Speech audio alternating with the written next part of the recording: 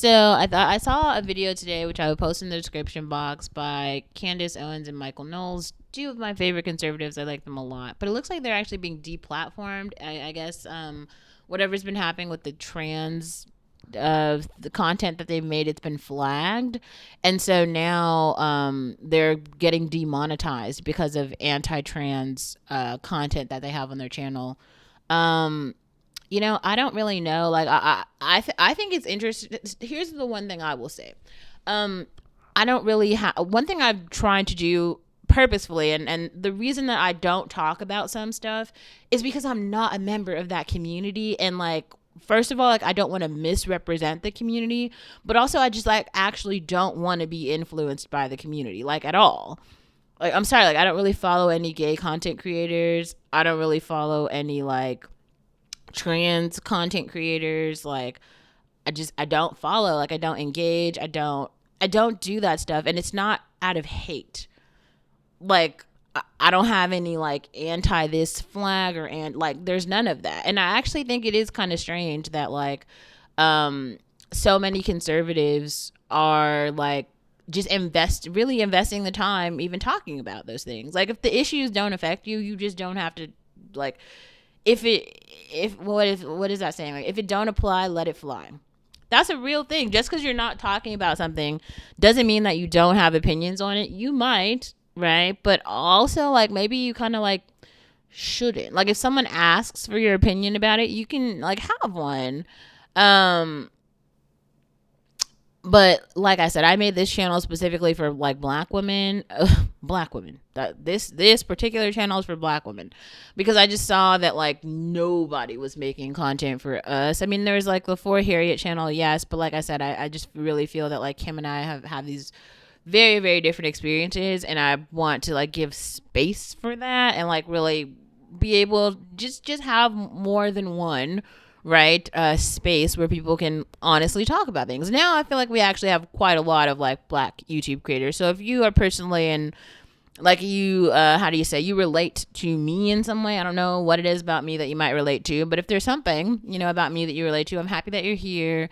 I want to continue to provide this space. But one thing that Candace Owens brought up that I just want to unpack here, and it's one of the reasons why, first of all, like, I don't call myself a liberal, I don't call myself a conservative. I literally most of the time say that like I am agnostic and apolitical. And the reason is because, like, for me, my politics are structured issue by issue, but for the most part, a lot of the sentiment that I have and my politics tend to lean more conservative than they do liberal, even though I grew up in a very liberal society, and I actually understand. I understand ethics and morality in relation to modernism a lot more than I think a lot of people realize, simply because like I'm an autonomous black woman, meaning like I take care of myself and I make decisions for myself. And that might not sound like a lot, but like, first of all, what I'm saying is that like I'm a female in society. I'm a female who's like not attached to another person. Like, I'm attached to my debit card, right? Like, I have a job. Like, I work for my money in society. Like, and I don't do sex work. All of those things, how can you say it? Like, all of those rights, privileges, and abilities are not available to many women who look like me around the world. So that's actually a major thing. And I think more people need to start thinking about their politics issue by issue. And I think it's really strange that we're canceling people for having how do you say, like, ideologies basically that are in direct opposition to other ideologies. Like, a lot of people get confused when I make content about like the Latin American community being anti-black, even though like it's historically noted that the Latin American community is anti-black. Like, they don't like black people. That's okay. Like just like white supremacists, they don't like black people either. Like, that's a real thing. Like, we can't say, just because we don't talk about it, that doesn't mean that it isn't real. It is very real. It is very real.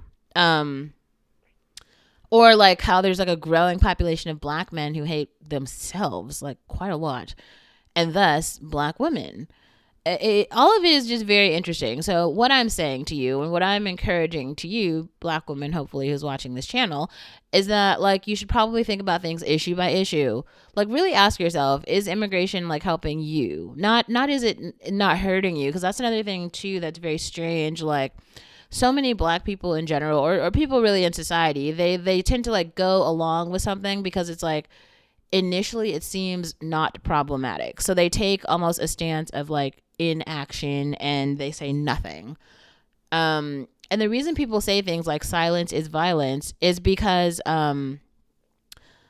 people, I'll just use this community because it's to me it seems like the most timely, right? So people in the gay community are asking for allies because they themselves standing up and talking about their issues to their own community does not stop other communities who have active hate toward that group from committing the active hate. So in order for them to be protected, they need people who are not a part of that community to stand up and like basically humanize them and say, please stop hurting this group because like they deserve the same civility that you apply to other person who's not a part of that group.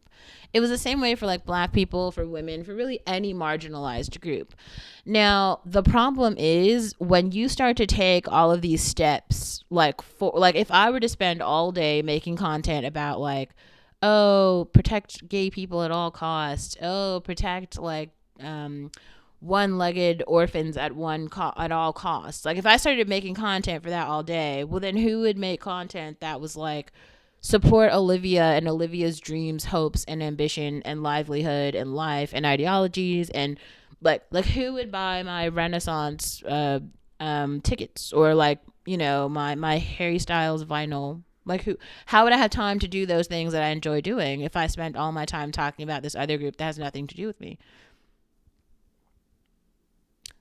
That's the thing I think that black women need to wake up from. Like the reason that black women specifically, and I feel like many Ethiopian women for so many reasons, mostly because of like colonialism, know this on like a cellular level. And I think like black American women, even though there's slavery, like, so many people have tried to like brush past the real atrocity of it and how like there's just been no like healing or reparations from it. And that's a conversation that I'll table that. I'm not going to go into that right now. But go talk to an Ethiopian woman. Like you can ask me questions if you like, but like the reason that like Ethiopia is the only African country that was not colonized is because of like war. Like a lot of Italian people died, just brutally died. A lot of European white people died trying to like literally take the land, and they did not. They lost. Like, but it was like brutal and fighting. And I mean, really talk to any African person who's like a continental African, and they could tell you quite a lot of history about like how white people have tried to come over and take the land. Like there's so many stories. Like world history is actually really important. So if you have the privilege of being in America right now, you don't necessarily have to worry about like your race, class, or creed being the reason necessarily that someone takes something from you or you don't get something. And there is no how do you say, ability to fight for justice, because you can. We have like a justice system. We have law and order. We're supposed to. It's not necessarily applied all the time, but you have the option to, you know, seek monetary damages basically if people treat you in a way that you feel is violating one of the protected classes. And the reason that we have that is because we've seen quite a lot of like active hate around the world. So I'll leave that here.